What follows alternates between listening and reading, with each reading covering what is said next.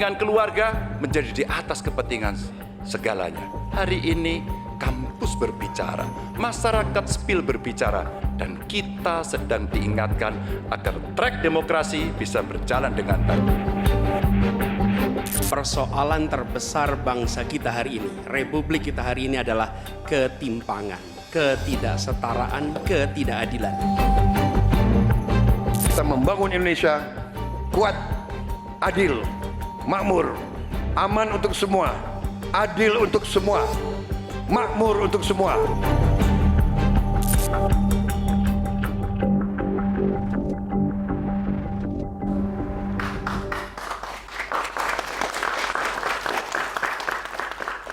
Terima kasih Anda masih bersama kami di Political Show. Pemilihan Presiden 2024 memasuki babak akhir. Dinamika politik justru kian kencang. Gonjang-ganjing belakangan justru bersumber dari istana kepresidenan. Presiden Joko Widodo dikritik sejumlah sivitas akademika dari berbagai perguruan tinggi karena dianggap menyimpang dari koridor demokrasi. Di panggung debat Capres, Ganjar dan Anies kompak mengkritik soal pembagian bansos oleh pemerintah. Apakah gonjang-ganjing politik ini akan berdampak ke Pilpres 2024 yang tinggal hitungan hari? Gonjang-ganjing dari istana jelang pencoblosan, malam ini kita akan membahasnya dengan narasumber yang sudah hadir di studio. Saya perkenalkan satu-satu, ada jubir Timnas Amin Muhammad Iqbal. Selamat malam Bang Iqbal. Malam. Waalaikumsalam. Kemudian ada jubir TKN Prabowo Gibran Dede Prayudi. Selamat malam Mas Uki. Selamat malam, terima kasih diundang. Ada jubir TPN Ganjar Mahfud Bang Masinton Pasaribu yang balihonya di seluruh Jakarta Selatan banyak. Selamat malam Bang Masinton. Iya, selamat Oke, malam. ini masuk dapilnya enggak? Oke. Ada juga analis politik dari Universitas Paramadina Ahmad Khairul Umam. Selamat malam Mas Umam. Malam Mbak Nana, malam semuanya. Oke, dan bergabung melalui sambungan Zoom ada Profesor Kuncoro, Guru Besar Psikologi Universitas Gadjah Mada yang memprakarsai, yang memotori pertama kali petisi Bulak Sumur, petisi kritikan terhadap Presiden Jokowi. Saat malam Prof. Kuncoro. Selamat malam Mbak Rifana, selamat malam semuanya. Terima kasih sudah bergabung Prof. Kuncoro. Dan saya harus menyampaikan ya bahwa tadinya tenaga ahli utama KSP, Theo Litai, sudah bersepakat untuk hadir di studio CNN Indonesia di Political Show, tapi mendadak dibatalkan secara sepihak. Tapi kita nggak apa-apa, kita lanjutkan saja dialognya karena malam ini suara-suara anak muda nanti kita dengar juga karena sudah bergabung langsung di studio CNN Indonesia. Anak-anak muda dari BEM FISIP Universitas Indonesia. Tepuk tangan untuk anak-anak BEM FISIP UI. Terima kasih sudah bergabung malam hari ini. Nanti teman-teman bisa bertanya, mengkritik, mengeluarkan unek-unek karena pemilunya udah tinggal 1 minggu lagi ya. Suara kalian sangat penting mengingat jumlahnya 52% di pemilu nanti ya berdasarkan data KPU. Sebelum saya masuk ke dialog, saya akan putarkan dulu, kita flashback sedikit. Apa sih sebetulnya yang disampaikan oleh dua capres yang kompak sekali tampaknya mengkritisi soal bantuan sosial. Kita dengarkan sama-sama. Karena menurut saya bansos ini adalah kewajiban negara dan rakyat berhak mendapatkannya. Tapi kita punya problem.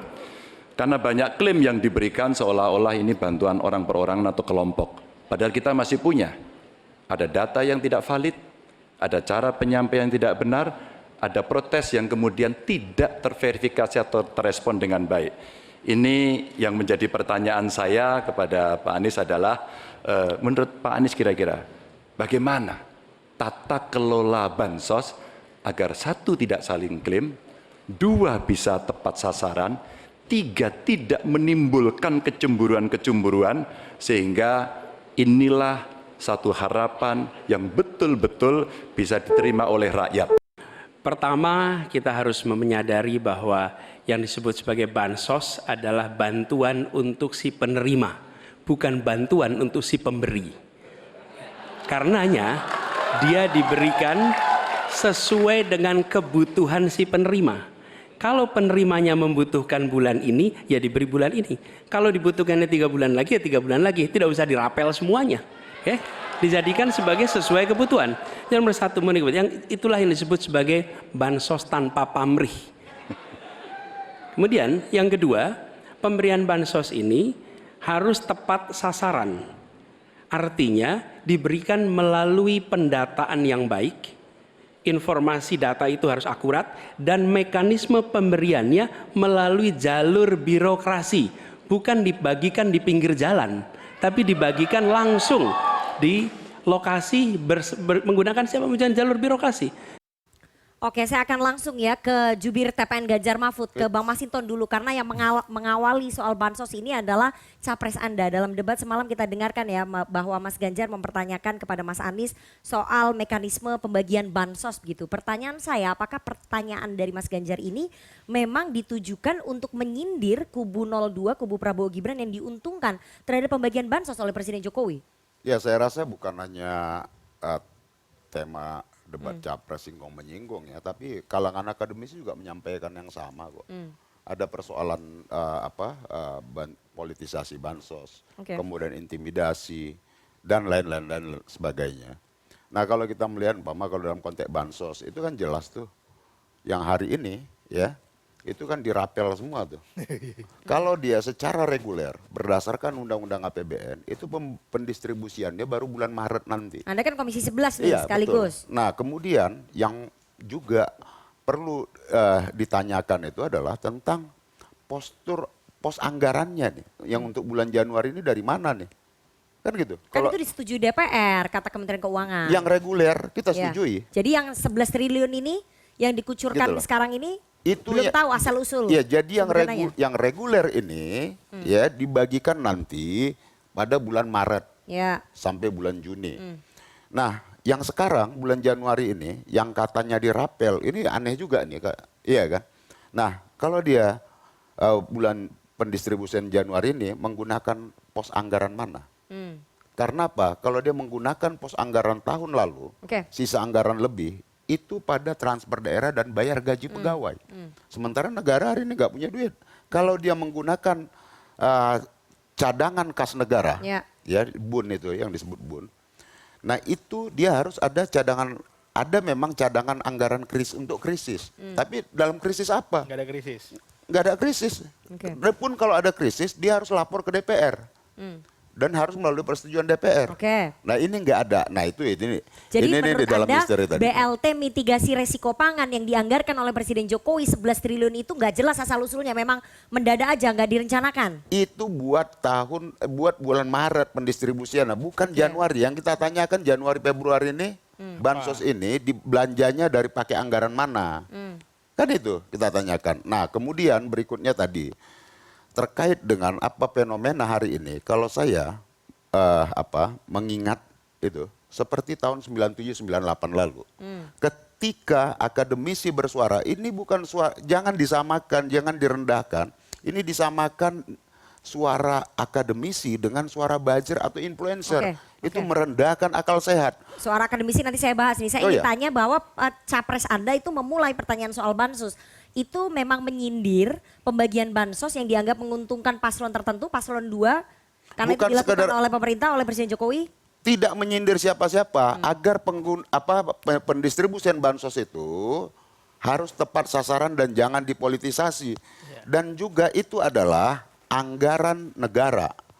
Kalaupun tadi yang saya tanyakan tadi malah posnya malah saya dalami tadi itu. Menurut 03 ini udah tepat sasaran nggak? Dipolitisasi nggak? Ya kalau tepat sasaran, ya tidak tepat sasaran dong. Dipolitisasi nggak? Itu juga Mas Anies juga menyampaikan gitu loh, harus berdasarkan data kan, DTKS itu. Nah kemudian pendistribusiannya dia harus tepat sasaran, kemana? Dia menggunakan rantai aparatur pemerintahan, bukan digelar di pinggir jalan, seperti di Obral, itu kan jelas nggak tepat sasaran. Tidak tepat sasaran, berarti sepakat ya? Oh iya. Dipolitisasi, politisasi jelas. Makanya itu ditanyakan di debat semalam. Politisasi itu yang diklaim bahwa ini seakan-akan pemberian dari presiden. Politisasinya menguntungkan siapa kalau menurut 03? Ya presiden dukung anaknya kan. Berarti ya presiden kan sedang sedang berkampanye untuk anaknya. Kita nggak bisa pungkirin itu. Nah, gitu loh. Mau apapun itu, hari ini pembagian bansos ini terkait dengan pencalonan anak presiden sebagai calon wakil presiden dan kemudian presiden ikut membantu itu sehingga pendistribusiannya dibagi kemana setiap presiden datang itu pasti bagi-bagi bansos. Baik, berarti memang pertanyaan yang diajukan oleh capres Anda semalam ya sangat relevan. Ditujukan untuk menyindir Presiden Jokowi yang bagi-bagi bansos untuk memenangkan anaknya, kira-kira begitu? Bukan sekedar menyindir, mengingatkan dan menyampaikan kepada publik. Gitu loh, bukan lagi sindiran menurut saya. Ini Kalau tadi kan masih sindiran, itu jelas kok bagaimana mekanisme pendistribusian bansos. Terus kemudian Pak Anies menjawabnya sangat lugas juga. Begitu. Saya mau ke paslon 1. Ketika ditanya oleh Mas Ganjar, Mas Anies secara gamblang mengatakan bahwa bansos itu bukan untuk kepentingan pemberi, tapi kepentingan yang diberi dan jangan dilakukan di pinggir jalan, jangan dirapel. Ini maksudnya menyindir Presiden Jokowi juga sama, bahwa merasa ini rentan dipolitisasi. Jadi di dalam teori ilmu politik, adik-adik yang belajar ilmu itu udah ada namanya pork barrel politik. Politik gentong babi namanya. Itu dilakukan 1800-an. Itu dilakukan untuk di zaman perbudakan. Di mana uang negara digunakan untuk memenangkan kampanye politik. Siapa yang mau milih nanti akan dapat. Padahal itu memang haknya dia.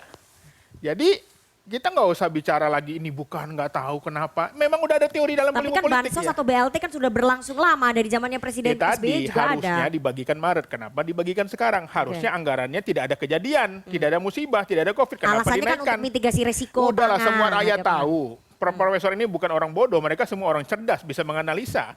Makanya saya sedih sekali hari ini Kepala KSP ya menyatakan bahwa ini mengatakan profesor robot ya tidak punya hati nurani ya, sedih kali sekali. Itu saya kira statement yang blunder ya, harusnya minta maaf. Karena contoh ya, saya kenal betul sama Prof. Kuncoro ini dari UGM, ini mentor saya ketika saya belajar PhD di Malaysia.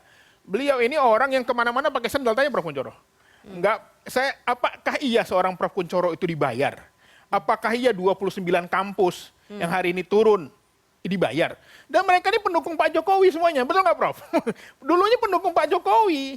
Hari ini kita ingin mengingatkan mereka, para guru besar ini mengingatkan, jangan menghalalkan segala cara, begitu maksudnya. Pertanyaan saya berarti menurut 01, menurut Timnas Amin memang bansos ini sekarang dipolitisasi sama dengan 03. Oh sudah pasti. Dan memang menguntungkan bagi 02 dan merugikan bagi pasangan Anda. Dilakukan secara terang benerang, clear. Kenapa? Karena ini disebut dengan anggukan semesta. Semesta mengatakan memang begitu, 29 kampus, dan itu bukan kampus kaleng-kaleng semua. Kampus-kampus PTN ternama yang itu mereka orang-orang terdidik, dan mereka dulunya pendukung Pak Jokowi juga. Dan hari ini mereka mengingatkan Pak Jokowi. Oke. Saya mau ke 02. Jadi bansos itu memang dibahas secara spesifik tadi malam di panggung debat untuk menyindir bahwa pembagian bansos ini ternyata menguntungkan paslon Anda karena dilakukan oleh Presiden Jokowi secara terang-terangan untuk memenangkan anaknya. Gimana Mas Uki? Jadi mari kita tarik benang merahnya dari hilir kita ke hulunya dulu ya. Hulu permasalahannya itu adalah di approval rate Pak Jokowi yang begitu tinggi. 8 dari 10 orang Indonesia itu puas terhadap kinerjanya Pak Jokowi. Gitu. Nah, justru inilah yang dikhawatirkan. Saya ingat sekali ya, dulu ya waktu masih belum pecah kongsi ya, let's say kita sebut saja pecah kongsi antara Pak Jokowi dengan PDIP maupun dengan Pak Ganjar ya. Pada saat Pak Jokowi mengatakan presiden boleh cawe-cawe, justru kawan-kawan abang-abang kita dari PDIP inilah yang paling kuat membela. Gitu ya. Ini artinya apa? Ini artinya ada semacam ketakutan ketika approval rate tersebut terkonversi menjadi elektabilitas kepada paslon tertentu yang dimana paslon itu bukan mereka. Gitu. Yang dalam hal ini Pak Jokowi sudah terang benderang menunjukkan gestur bahwa Pak Jokowi bersama paslon Prabowo dan Mas Gibran bersama Koalisi Indonesia Maju. Kurang lebih seperti itu ya. Nah, sekarang kita membedah lagi tentang approval rate. Ya. Saya sudah melihat beberapa survei yang menyajikan approval rate Pak Jokowi. Ini bantuan pemerintah, ini hanya mempengaruhi kedisukaan atau kepuasan tidak lebih dari 20 sampai ada yang tinggi banget tuh 40%. Tapi dari beberapa hasil survei alasan kenapa mereka puas terhadap kinerja pemerintahan Jokowi adalah soal bansos. Bantuan pemerintah. Ya, bantuan pemerintah bansos. Dan itu paling tinggi itu 40%. Artinya masih ada 60% yang lain dan bantuan pemerintah itu nggak cuma bansos. Di situ ada kartu Indonesia Pintar, di situ ada kartu Indonesia Sehat, di situ ada PKH, di situ ada kartu nelayan, di situ ada kredit usaha rakyat. Jadi nggak bisa menyederhanakan approval rate Pak Jokowi yang begitu tinggi. Semata-mata ini hanya karena bansos. Kurang lebih seperti itu. Jadi saya lihat kayak begini sih sebenarnya ya. Kalau saja misalnya ya Pak Jokowi yang sedang tidak melanggar undang-undang apapun, yang sedang menggunakan haknya, apa yang saya maksud yang tidak melanggar, undang-undang mengizinkan dan memberikan ruang kepada Presiden atau kepada Pak Jokowi dalam hal ini ya, untuk berpihak selama tidak menggunakan kewenangannya. Itu yang pertama. Yang kedua, bahkan Pak Jokowi berhak untuk melakukan kampanye dengan rambu-rambu tertentu. Bagaimana kemudian bisa menjamin bahwa Pak Jokowi tidak menggunakan kewenangannya? Sebentar. Ini kan yang dikhawatirkan itu kan tadi kan bagi-bagi langsung segala. Ya, itu kan salah satu kewenangan Presiden. Presiden punya anggaran bansos sendiri loh, 900 miliar loh. Nah, dari bendara umum negara loh. Begini. Pak Jokowi sewaktu menjadi gubernur aja tuh udah masuk ke gorong-gorong kok. Gitu. Pak Jokowi lebaran yang tahun lalu itu bahkan membagikan THR ke rakyat dan saat itu belum pecah kongsi si kawan-kawan Sekarang kan ini. belum lebaran ini. Sebentar. Dan apa yang dikatakan misalnya disebutkan Pak Jokowi membagikan bansos di depan istana, itu juga tahun 2023 Ya, bulan April April. 2023. Iya, Ya. saat itu kan nggak pernah diributkan. Nah ini diributkan kenapa? Karena pecah kongsi itu tadi. Oh salah kau, aku bantah itu. Oke, silakan, Bang. Jadi pandanganmu tidak sepicik itu. Waduh. Gitu loh. Kalau kau hari ini tidak konsisten apa segala macam dari kau kasih award pembohong ya. Kita nggak tahu nih siapa yang berbohong apa mereka yang pembohong kan gitu. Kalau hari ini muji-muji. Jadi ya Bung ya, nggak bisa kau melihat sesederhana seperti kepicikanmu itu. Waduh. Sikap aku tegas. Ya, Kita tegas, dia pengen 3 periode kita tentang tuh. Jadi jangan kau bilang karena pecah kongsi. Tidak pecah kongsi sekalipun ketika Presiden melakukan tindakan yang melanggar konstitusi, kita tolak tuh. Bang Mas Gitu loh. tapi Mbak Puan, Enggak, Mbak kau Puan jelaskan sendiri, dulu. Mbak Puan sendiri pernah Kenapa? mengatakan bahwa Pak Jokowi nggak pernah meminta 3 periode, kecuali Bang Masinton sedang mengatakan Mbak Puan berbohong. Bos, ya, gua menyampaikan itu sebelum Mbak Puan itu menyampaikan itu. Mbak Puan harus dipahami beliau sebagai ketua DPR. Gitu loh. Jadi Tapi sikap saya sejak awal 2022, maka kau buka rekam jejak itu. 2022 saya tolak itu. 3 periode skenarionya. Penundaan pemilu sama menciptakan calon boneka. Itu jauh sebelum ada politisi menyampaikan itu, Bos. Jadi, ya, itu sikap. Bukan yang pelintat-pelintut seperti anak muda seperti kalian. Konsisten pada tidak konsisten. Gitu loh. Nah, kemudian, ya, jadi ini kau jangan tarik persoalan ini, oh ini karena pecah kongsi apa segala macam. Kalau melanggar aturan, Mbak, kita harus ingatkan. Gitu loh. Jadi aturan Kita yang ini di mana yang pendukung, dilanggar, Bang bukan Masinton? pemuja. Kalau kau levelnya pemuja, kau kehilangan rasionalitasmu.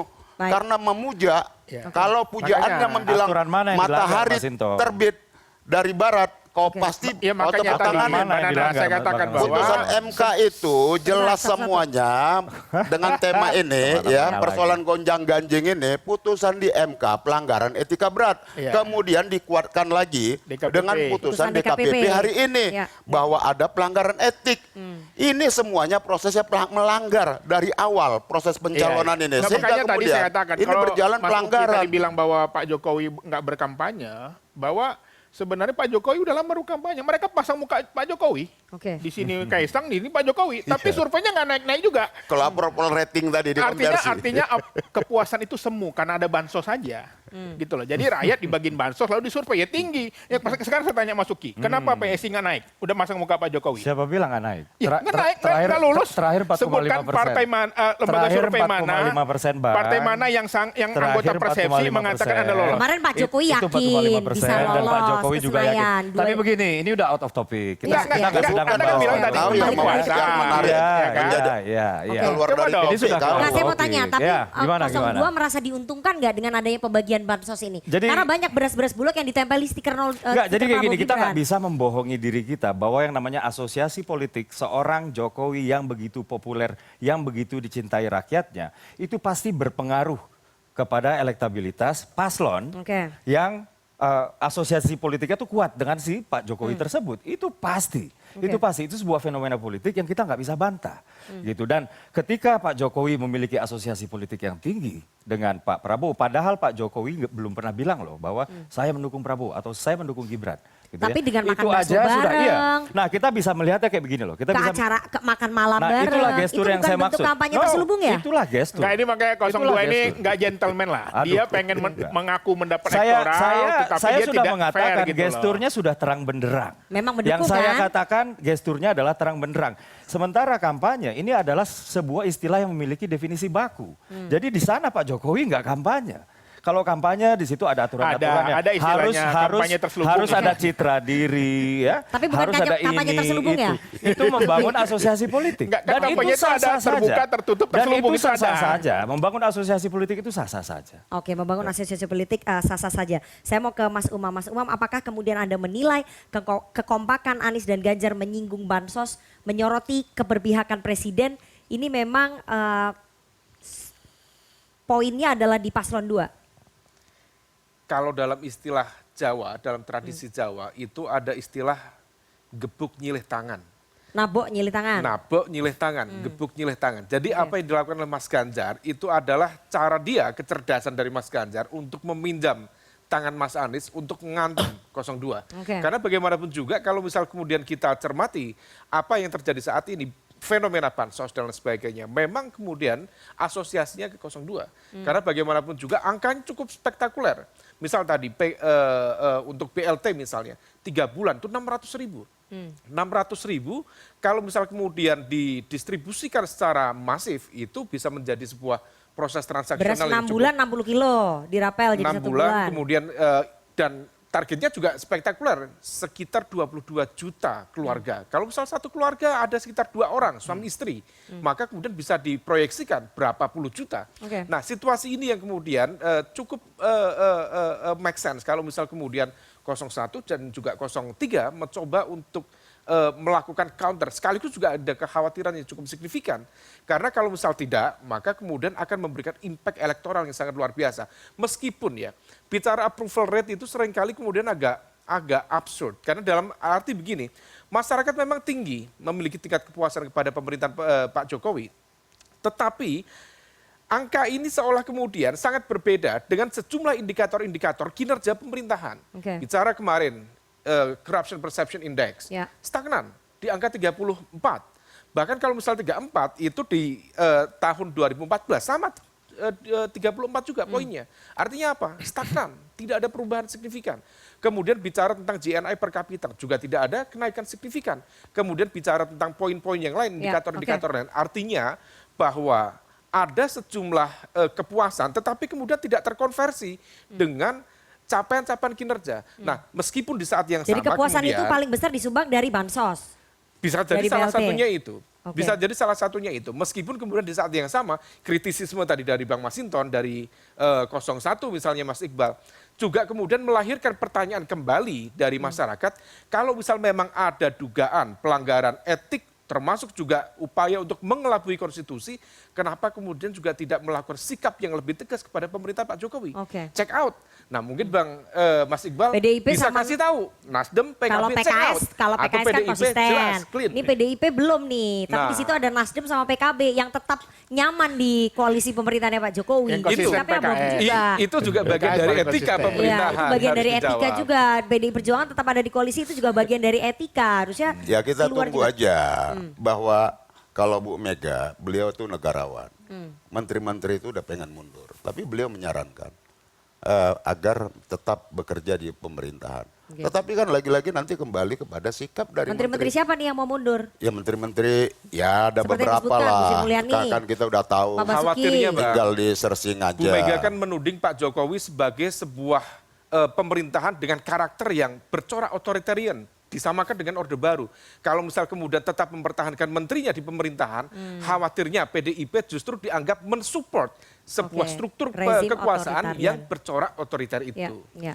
Mas Iya. Iqbal mungkin bisa sampaikan ke teman-temannya. Iya, kalau PKS sudah jelas paling konsisten. Kami timbul tenggelam bersama rakyat. Ini sambil kampanye nih. Saya mau ke Prof. Kunchoro ya. Prof. Kunchoro sudah bergabung melalui sambungan Zoom. Prof. Kunchoro, saya ingin tanya, apakah kemudian dari guru besar dan sivitas akademika di UGM sebagai pionir ataupun pelopor pertama begitu yang mengeluarkan petisi Bulak Sumur, persoalan pembagian bansos itu yang menjadi salah satu pemicu ya, Prof. Kunchoro? Salah Betul, terima kasih Mbak Rifana. Salah satu dan itu cuma kecil sekali. Tetapi ada 4 persoalan yang ada di sini yang itu menjadi persoalan. Banyak sekali yang terjadi adalah pembenaran-pembenaran.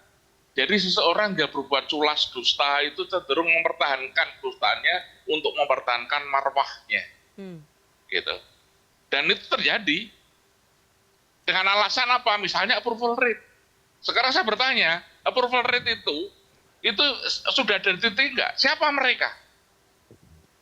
Tingkat pendidikannya seberapa? Kalau kita lihat di Baca Pres kemarin atau yang lain, itu lebih kelompok kritis. Dan ini kemudian yang terjadi adalah kelompok kritis itu jumlahnya terbatas. Karena itu kalau kita melihat yang terjadi di sini ya, yang terjadi adalah bahwa kelompok itu approval itu hanya kita lihat dengan tingkat yang tinggi, akhirnya mereka masyarakat yang tidak mampu, akibatnya terjadi apa? Ya diberi bantuan. Kan sebetulnya sekarang yang menarik kalau kita amati, bansos itu adalah, sekarang ini satu pertanyaan dulu juga lah, kenapa sebelum ada bansos harga naik semuanya? Ketika seperti itu juga kemudian kenapa jumlahnya banyak? Ini kan seakan-akan bansos itu dewa penolong. Akibatnya dengan dewa penolong itulah kemudian dia bisa dipengaruhi. Tetapi itu hanya salah satu. Yang menjadi kita permasalahan itu adalah masalah etika. Rasa keadilan. Kalau menurut saya, kami itu dari Gajah Mada itu sebetulnya dengan Pak Jokowi, itu kami senang dengan mereka. Kamu membela mereka.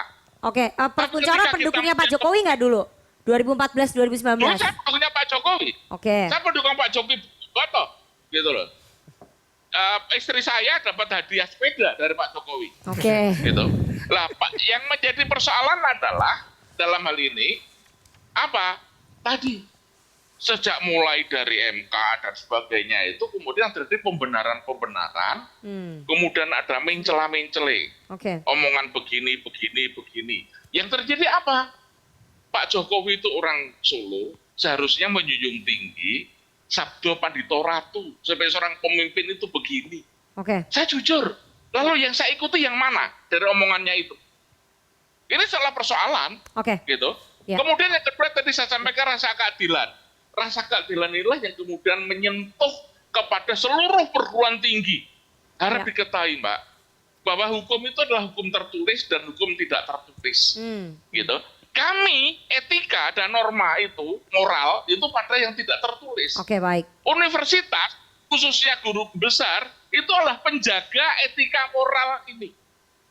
Kami tidak punya kedudukan apa-apa membela sana sini. Yang saya bela justru Pak Jokowi. Kalau ditanya seperti itu.